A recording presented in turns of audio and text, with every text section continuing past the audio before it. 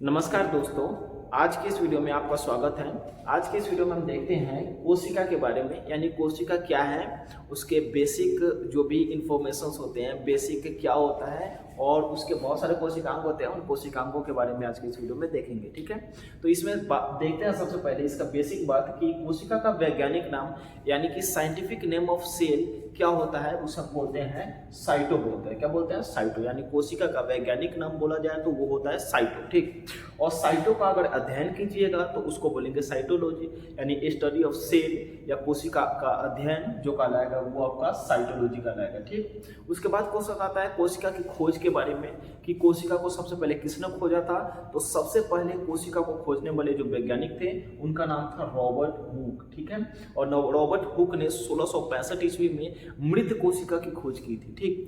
ये जीवित कोशिका नहीं था, ये मृत कोशिका था जो एक कॉर्क की कोशिका थी, ठीक। और उस कॉर्क की कोशिका को रॉबर्ट हुक ने सर्वप्रथम खोजा था 1665 ईस्वी में, ठीक। उसके बाद आता है कि जीवित कोशिका की खोज किसने की।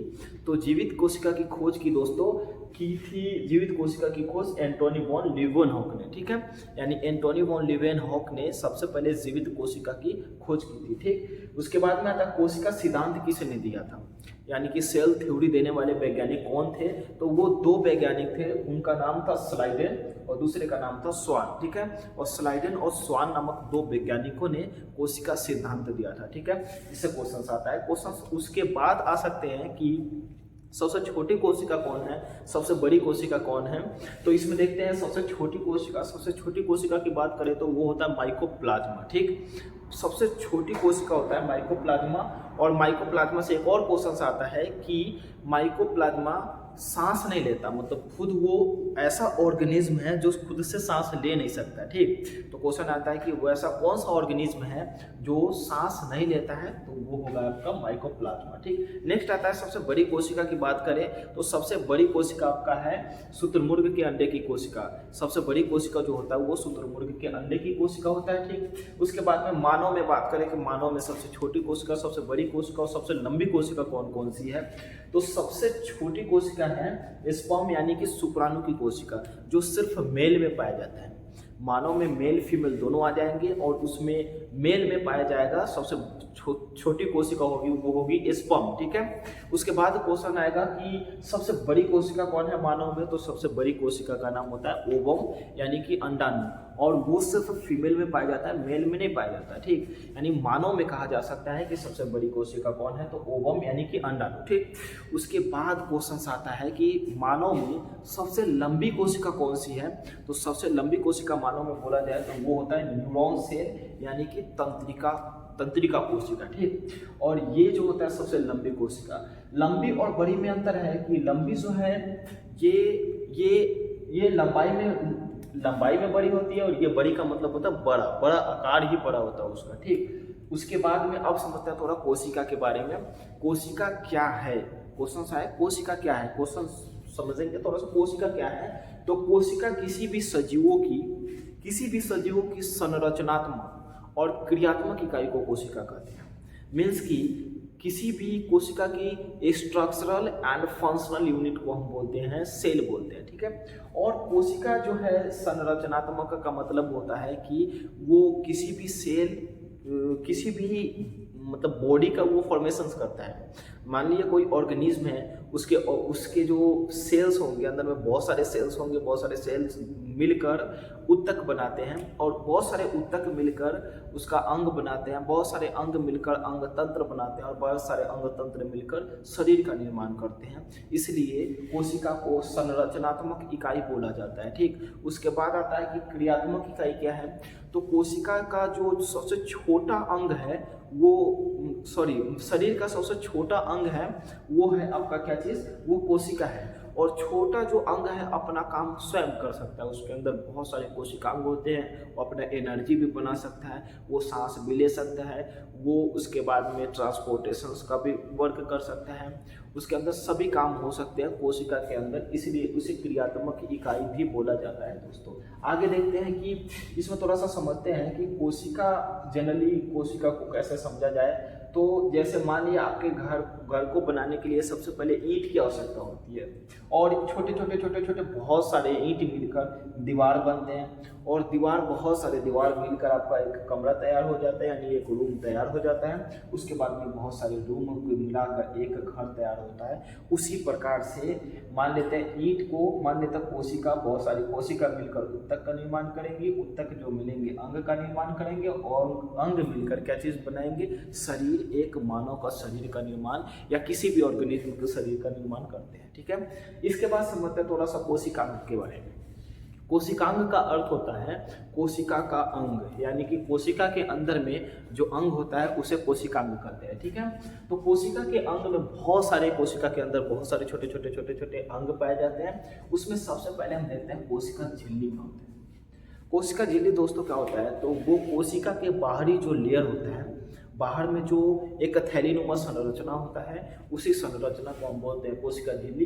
इसे इंग्लिश में कहते हैं सेल मेम्ब्रेन, या इसका दूसरा नाम होता है प्लाज्मा मेम्ब्रेन। ठीक है, कोशिका झिल्ली से क्वेश्चन आता है कि कोशिका झिल्ली क्या चीज़ की बनी होती है, तो वो बनी होती है प्रोटीन और लिपिड की। लिपिड मतलब होता है वसा, लिपिड का मतलब हो गया वसा, और प्रोटीन दोनों के मिलने से कोशिका झिल्ली का निर्माण होता है। ठीक है, जीव जंतुओं में सिर्फ कोशिका झिल्ली पाई जाती है, और पेड़ पौधों में कोशिका झिल्ली के साथ साथ में कोशिका भित्ति भी पाई जाती है। तो कोशिका भित्ति के बारे में समझेंगे। दूसरा जो कोशिकांग है आपका कोशिका भित्ति है। भित्ति का मतलब होता है दीवार, भित्ति का मतलब दीवार, और ये एक कठोर संरचना है, इसे इंग्लिश में कहते हैं सेल वॉल। ठीक है, सेल वॉल कहते हैं। तो कोशिका भित्ति क्या होता है, ये जो होता है कोशिका झिल्ली के भी बाहरी परत में, यानी पेड़ पौधों का जो सेल होगा, जो प्लांट सेल होते हैं, उनके बाहरी परत जो होता है बहुत ज़्यादा कठोर होता है। और वो कठोर क्यों बनता है, क्योंकि कोशिका झिल्ली बनी होती है आपकी, कोशिका भित्ति जो बनी होती है, सॉरी, कोशिका भित्ति बनी होती है क्या चीज़ से, तो वो बनी होती है सेल्यूलोज से। ठीक है, तो सेल्यूलोज से कोशिका भित्ति बनी होती है, और कोशिका झिल्ली बनी होती है प्रोटीन और लिपिड से। ये सिर्फ कोशिका, ये जो कोशिका झिल्ली है सिर्फ पाई जाती है जीव जंतुओं में, और कोशिका भित्ति जीव जंतुओं के, कोशिका भित्ति जो है ये सिर्फ पेड़ पौधों में पाई जाती है, सॉरी, कोशिका झिल्ली जो है वो पेड़ पौधों और जीव जंतुओं दोनों में पाई जाती है। ठीक है, और कोशिका भित्ति केवल पेड़ पौधों में पाई जाती है। आगे उसके बाद में आता है तीन नंबर कोशिकांग बोला जाए तो नंबर 3 में आता है आपका माइटोकॉन्ड्रिया। माइटोकॉन्ड्रिया को हिंदी में कहते हैं सूत्रकणिका। ठीक है, सूत्रकणिका माइटोकॉन्ड्रिया का मतलब होता है क्या, माइटोकॉन्ड्रिया का वर्क होता है कि वो एनर्जी प्रोड्यूस करेगा। उसके अंदर बहुत सारे चक्र चलते हैं, उस चक्र में एक बहुत ज़्यादा फेमस चक्र है, उसे बोलते हैं क्रेब्स चक्र। ठीक है, तो क्रेब्स चक्र पूछता है कि कहाँ चलता है, बताएंगे माइटोकॉन्ड्रिया में। ठीक है, और माइटोकॉन्ड्रिया जो है, जैसे हम लोग सांस लेते हैं तो सांस में ऑक्सीजन को लिए बहुत सारे गैसों को लेते हैं, सांस आपका जाता है, ये अगर श्वास नली के द्वारा आपके फेफड़ों तक जाता है, फेफड़ों में ब्रोंकाई ब्रोंक्यूलोस, उसके बाद एल्वियोलाई के पास चला जाता है। ठीक है, और एल्वियोलाई वो उस जो ऑक्सीजन को आरबीसी मीन्स उसमें हीमोग्लोबिन होते हैं, वो लेके जाता है सभी कोशिकाओं के पास, और सभी कोशिकाओं के अंदर में माइटोकॉन्ड्रिया होते हैं, माइटोकॉन्ड्रिया के पास में ऑक्सीजन जाता है, और ऑक्सीजन माइटोकॉन्ड्रिया में जाने के बाद इसका जो है फॉर्मेशन होता है क्या चीज़ का, एटीपी का। एटीपी क्या होता है वो कभी नेक्स्ट वीडियो में समझेंगे। ठीक है, आगे देखते हैं 4 नंबर जो कोशिकांग है वो है आपका गोल्जी बॉडी। ठीक है, जिसे गोल्जी काया भी बोलते हैं। इसकी खोज किया था कैमिलो गोल्जी ने, और उन्हीं के नाम पे गोल्जी बॉडी नाम पड़ा हुआ है। ये क्या करता है, तो ये कोशिका में ट्रांसपोर्टेशन का काम करता है। ट्रांसपोर्टेशन, इसलिए इसे ट्रैफिक पुलिस ऑफ सेल भी कहा जाता है। एक क्वेश्चन माइटोकॉन्ड्रिया से और छूट गया कि माइटोकॉन्ड्रिया को ऊर्जा प्रोड्यूस करने वाली फैक्ट्री, यानी कि माइटोकॉन्ड्रिया को powerhouse of the cell भी बोला जाता है। ठीक है, याद रखेंगे powerhouse of the cell. उसके बाद गोल्जी बॉडी को क्या बोलते हैं, तो इसे बोलते हैं traffic police of the cell. Next है कि राजधानी, जिसे बोलते हैं वैक्यूल्स। राजधानी यानी कि वैक्यूल्स, ये क्या है, हमारे शरीर में मैक्सिमम भाग में वाटर है, पानी, और कोशिकाओं के अंदर भी मैक्सिमम लगभग 70% जो होते हैं पानी, वाटर होते हैं। और उन पानियों को कंज्यूम करने का, उन पानी को स्टोर करने का जो काम होता है वो होता है राजधानी का, यानी रसदानी वैक्यूल छोटे छोटे वाटर पैकेट्स होते हैं, उनके अंदर में जो है पानी भरा हुआ होता है। ठीक, तो क्वेश्चन पूछा जाता है कि बताएं कि कोशिका जो रसधानी जो वैक्यूल्स है जीव जंतुओं में कैसा पाया जाता है और पेड़ पौधों में कैसा पाया जाता है। तो पेड़ पौधों यानी प्लांट्स सेल में जो रसधानी होती है वो बड़ी होती है, ठीक है, और जीव जंतुओं में छोटी छोटी रसधानियाँ पाई जाती हैं। उसके बाद आता है सेंट्रोसोम। सेंट्रोसोम क्या है, इसे बोलते हैं तारक काय। और सेंट्रोसोम है क्या, तो ये जो है ये कोशिका विभाजन का काम करती है, यानी कि सेल डिवीजन का काम करती है। सेल डिवीजन क्या होता है उसको भी नेक्स्ट वीडियो में समझेंगे, ठीक है। सेल डिवीजन जो है वो सेंट्रोसोम के द्वारा ही होता है। इसमें बहुत सारे सेल डिवीजन, बहुत सारे मतलब मान लेते हैं कि कोई एक कोशिका हमारे यहाँ पे मान लीजिए चोट लग गया, यहाँ से बहुत सारी कोशिकाएं अगर मृत हो गई तो उनके बदले में दूसरा सेल बनाने का काम होता है सेंट्रोसोम को। किसको होता है, सेंट्रोसोम का, इसे बोलते हैं तारक काय। उसके बाद में आता है एंडोप्लाज्मिक रेटिकुलम, इसे बोलते हैं अंतःपर्दभ्य जालिका, ठीक है।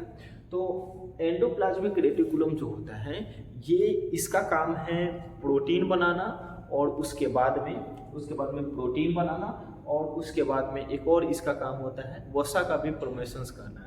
इसके दो पार्ट होते हैं, एक होता है स्मूथ और एक होता है रफ। एक होता है स्मूथ एंडोप्लाज्मिक रेटिकुलम, एक होता है रफ एंडोप्लाज्मिक रेटिकुलम।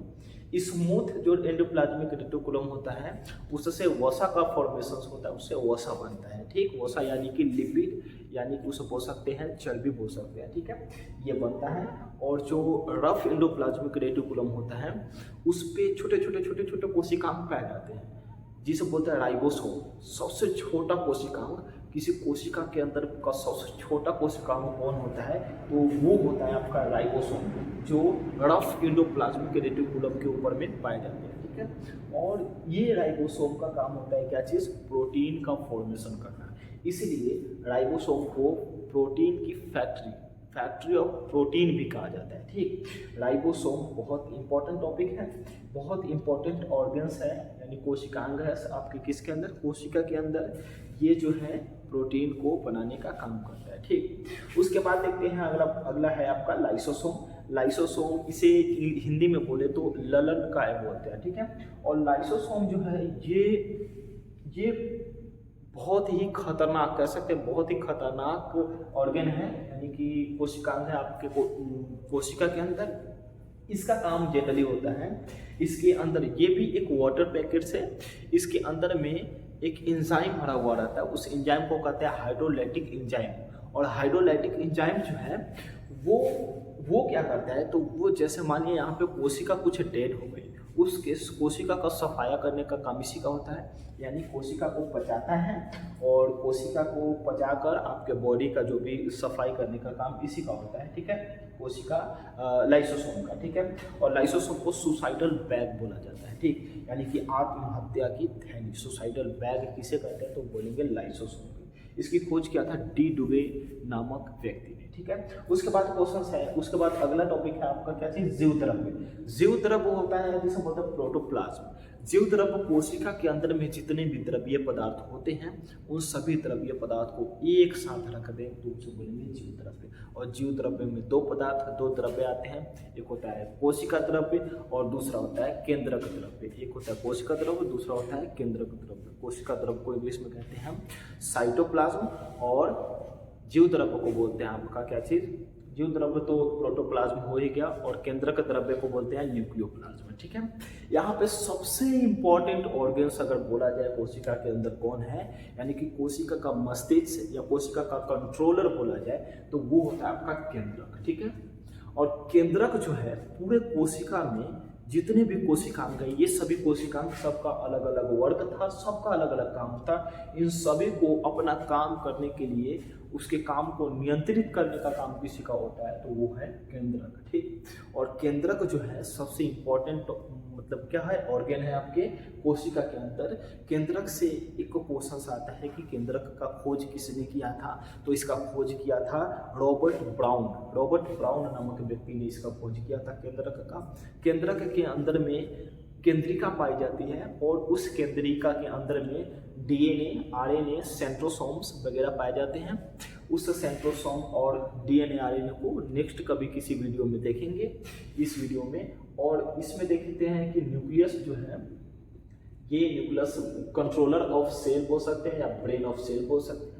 इसके बाद थोड़ा समझते हैं जो जीव द्रव्य दो पदार्थों से बना था आपका। एक था कोशिका द्रव्य जिसे बोलते थे साइटोप्लाज्म, यानी कि कोशिका के अंदर में जो द्रव्य भरा रहता है उसे बोलते हैं कोशिका द्रव्य। और केंद्रक द्रव्य, जो केंद्रक के अंदर में जो द्रव्य भरा रहता है उसे बोलते हैं केंद्रक द्रव्य। ठीक है, तो आज के इस वीडियो में इतना ही। मिलते हैं नेक्स्ट वीडियो में। नेक्स्ट वीडियो में इन सबको डिस्क्राइब कर देंगे और इन सभी का पूरा डिटेल के साथ मिलते हैं नेक्स्ट वीडियो में। तब तक के लिए जय हिंद।